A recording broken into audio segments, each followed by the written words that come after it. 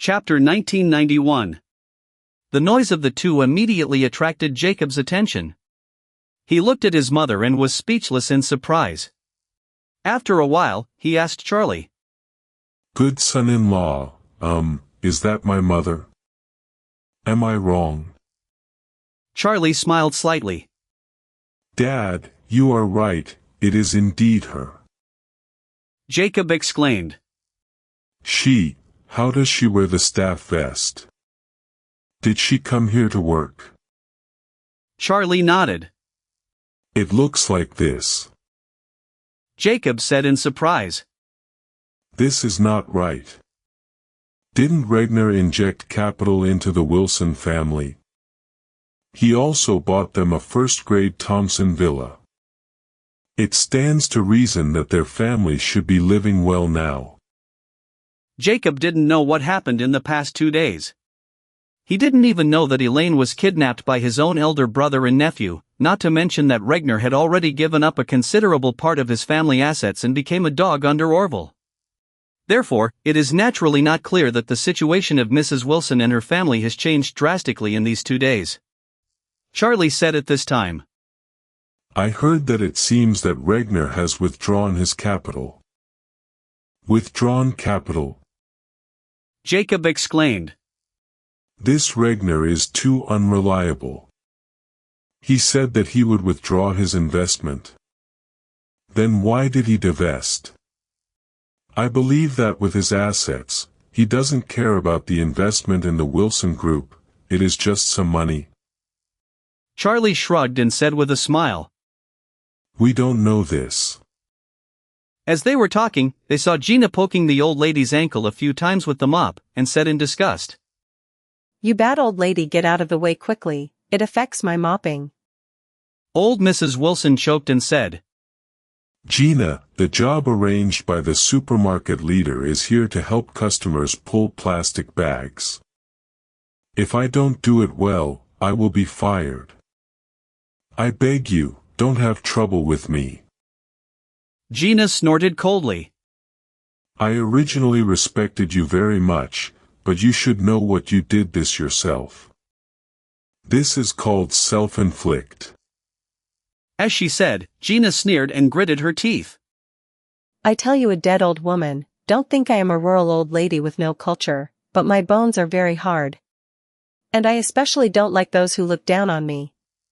It doesn't matter if you beat me, but you shouldn't insult me." After finishing speaking, she put away the mop, and when she passed by Mrs. Wilson, she deliberately bumped her and slammed her into the shelf next to her, making her grin in pain. However, after Gina hit her, she didn't continue to pester her, and took the mop to other places to mop the floor. The old lady Wilson stood still. The more she thought about it, the more she was wronged. She thought to herself with grief and anger in her heart. "I have been in the Wilson family for so many years, when have I been bullied like this? It is really unreasonable. What's even more unacceptable is that I am so old now that I have to come out to do this kind of undignified temporary worker. For these years, I have been in Wilson's house, but I haven't even washed a teacup myself. Now, I have to pull plastic bags for various customers in the supermarket to save their time. But, what else can I do if I don't do it? I don't do it, I don't even have a chance to fill my stomach. I work here as a part-time worker, and at least get a pay of 100 yuan a day, and I can manage a meal at noon. If I don't do it, neither Haria nor Gina will give me a bite of food. Will I starve to death by then?" Thinking of this, Mrs. Wilson felt so aggrieved that she stood by the shelf, sobbing. Seeing this, Jacob felt a little bit unbearable in his heart, and said to Charlie. "Charlie, I think your grandma is really pitiful too. She will definitely come to work in such a place as a last resort." Chapter 1992. Charlie asked him. "Dad, do you have any plans?" Charlie didn't know what Jacob's mood was at this time, but saw that he was somewhat unbearable, so he thought he might want to help the old lady. At this time, he saw Jacob and said, seeing his mother living such a life and doing such a job with his own eyes, he, as a son, must be very sad, and it is not easy to stand by.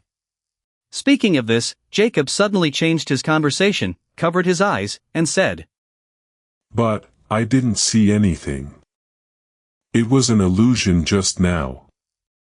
After speaking, he quickly turned around and said to Charlie, Good son-in-law, let's go buy some fish, shrimp, meat and eggs first. As for the vegetables, we should buy them from a supermarket. What do you think? Charlie didn't know what he meant, and immediately said with a smile, Yes, Dad, I think the same as you. The food in this supermarket is really not very fresh. See if there are any larger Boston lobsters, and if so, buy a few homes. Jacob smiled, pointed his finger at Charlie, and exclaimed, You still know me. Come, let's buy lobster. Although Jacob felt more or less sympathetic to his mother's experience. However, he is not a fool.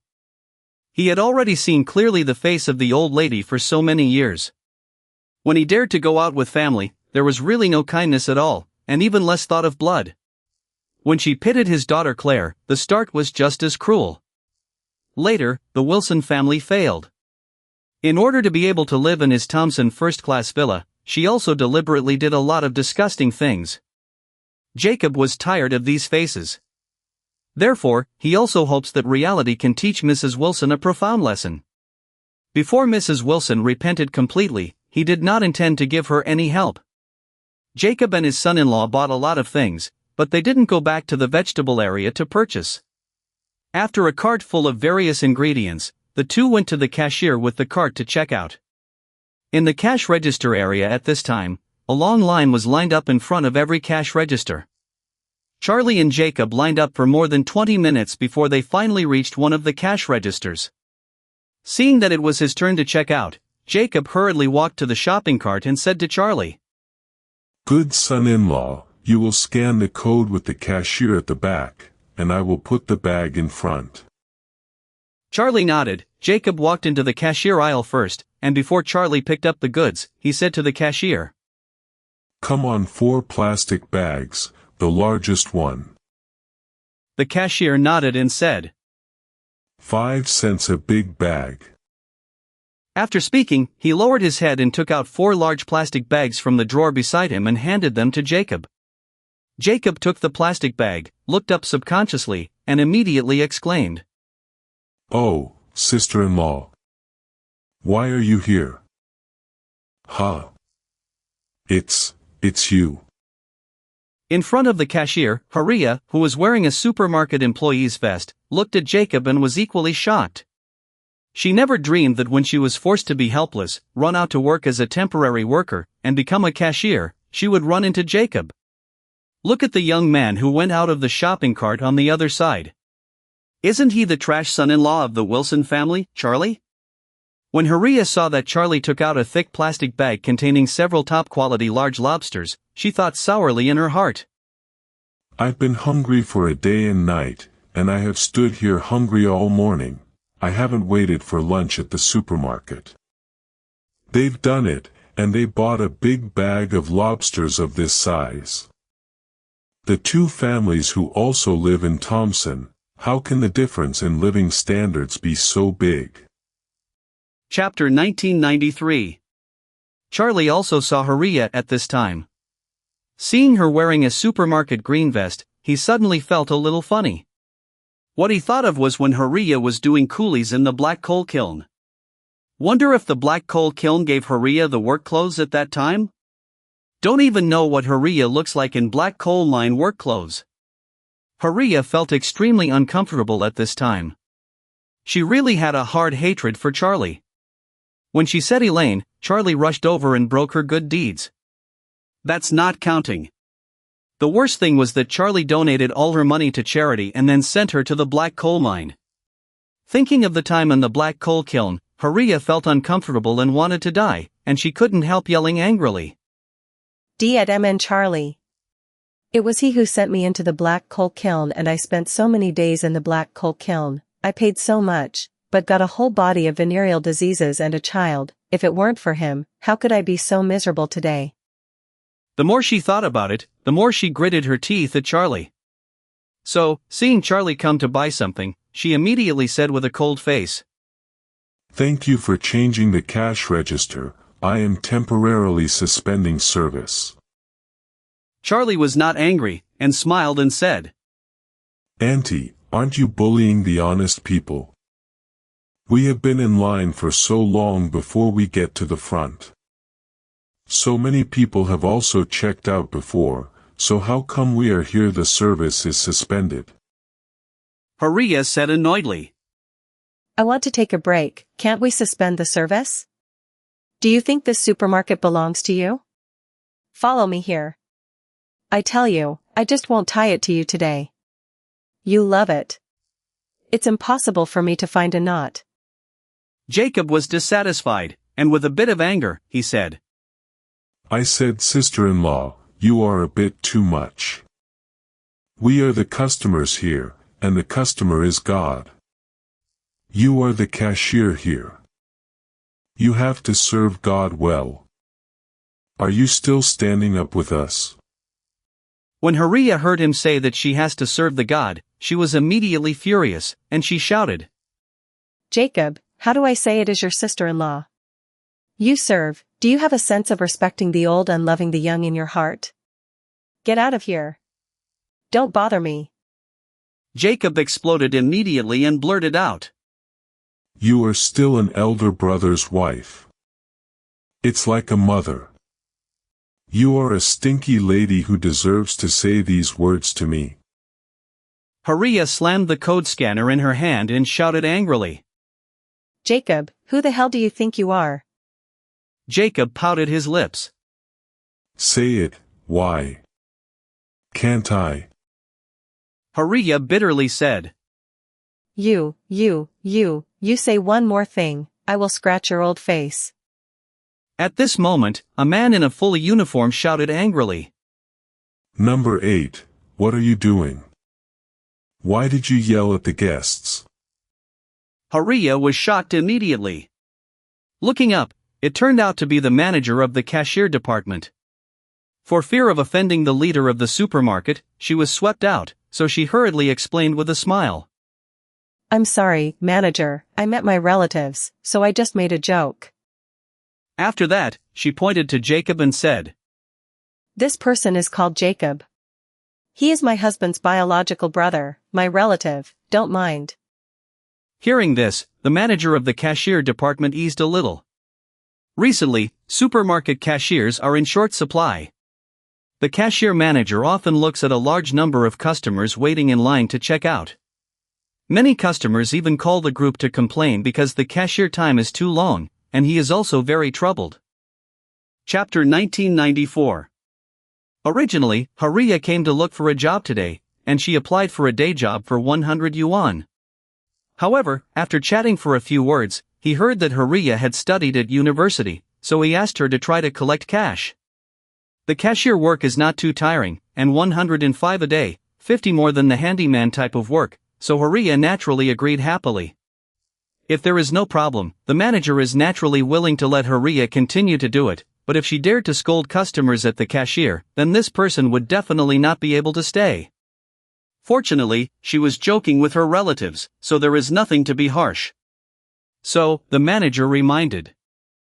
You still need to pay attention to the impact in the workplace, and your relatives should not make jokes in the workplace, understand?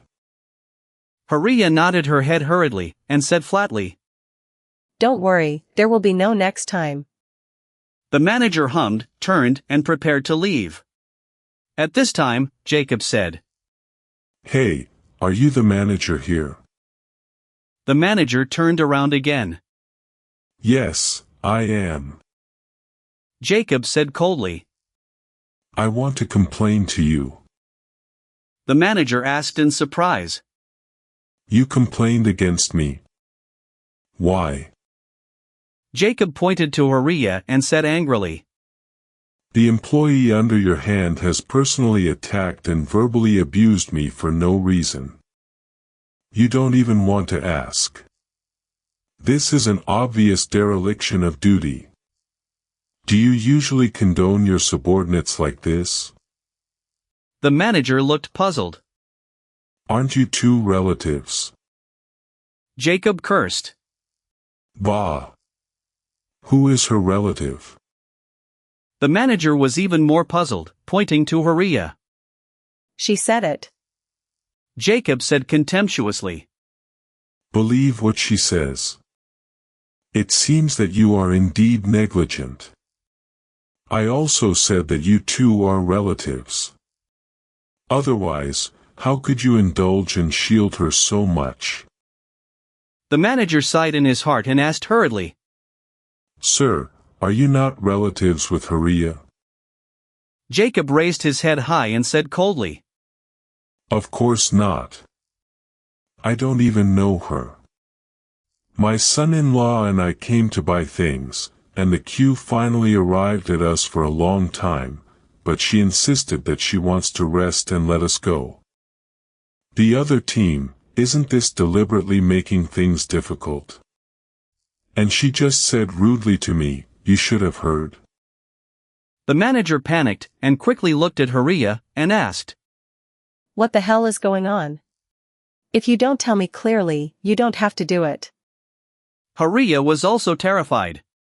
When she saw Jacob and Charlie, she unconsciously had a fit of strong anger in her heart, so no matter what it was, she gave Jacob a start. But what she didn't expect was that Jacob went to complain to her manager. Isn't this about breaking your own job? Thinking of this, she hurriedly pleaded. Jacob, please tell the manager, we are a family, and I am your sister-in-law. If I did something bad, I apologize to you, but don't take it. My job is not a joke, I beg you, okay? Jacob glared at her and said to the manager. Look at this person, and I'm still talking about her that I fucking don't know her. She opens her mouth and is my sister-in-law, shut up still my sister-in-law. You can bear it instead of me. I can't stand it. Haria hurriedly explained. Manager. Don't listen to his nonsense. I am really his sister-in-law. Jacob looked at the manager, patted him on the shoulder, and asked him blankly. If I say now, I am really your father, do you believe it? Chapter 1995. When the manager of the supermarket cashier department heard this, he immediately understood. It turns out that this Haria not only clashed with customers, but also yelled at them, and even called names in front of customers. It was totally unreasonable. This kind of person, leaving her here to do this job, I don't know how many customers will be offended. Maybe it will hurt me in the end. No. This kind of person, I must let her go right away. Thinking of this, the cashier manager said sharply without hesitation. Miss Haria, I kindly asked you to be a temporary worker. I didn't expect your attitude towards customers to be so bad. In that case, I don't think you need to do it anymore. Get out the cash register key, take off your vest now, and leave immediately. Haria collapsed. She thought to herself. I came here early in the morning to find a job, and spent the whole morning exhausted. It seems that it's almost time for the lunch shift to eat, and I was looking forward to going to the staff canteen for a violent meal and filling my stomach. I didn't expect to be fired by the manager. In this way, not only I will miss my lunch at noon, but my salary of 150 yuan a day will also be gone. Thinking of this, Haria cried and pleaded. Manager. I beg you, the manager, don't fire me, I'm waiting for this job to support my family. With that said, Haria hurriedly grabbed the manager's arm and choked. Manager, my husband and my son are paralyzed in bed at home. They haven't eaten a bite of food from yesterday to now, just waiting for me to make some money. Go home and buy rice for cooking. I beg your mercy, please spare me this time, I will never dare anymore. The manager said contemptuously. Haria, you are too good at making up stories. The front foot said that the client is your little uncle, and the back foot said that your husband and your son are paralyzed in bed at home. What age are these? Is there such a miserable family? What are you talking about here? Haria cried and said. Manager. I really didn't bully, manager. After that, she looked at Jacob and cried and said, Jacob, I beg you to be honest with the manager and beg for me. Your brother and Harold are now crippled. I have to rely on this pay to feed them. Jacob curled his lips. You are really interesting. Is it interesting to be always messing around here? Just now, for no reason, you said that I was your little uncle. Now you have another brother for me. Isn't it over? The manager reprimanded loudly and angrily. Haria, if you don't get out, I will let the security guard drive you out. Haria saw that the matter was irreversible. She gave Jacob a bitter look and then said to the manager, If this is the case, please settle the morning salary, 105 a day. I did this all morning. You have to give me an 80 or 100, right?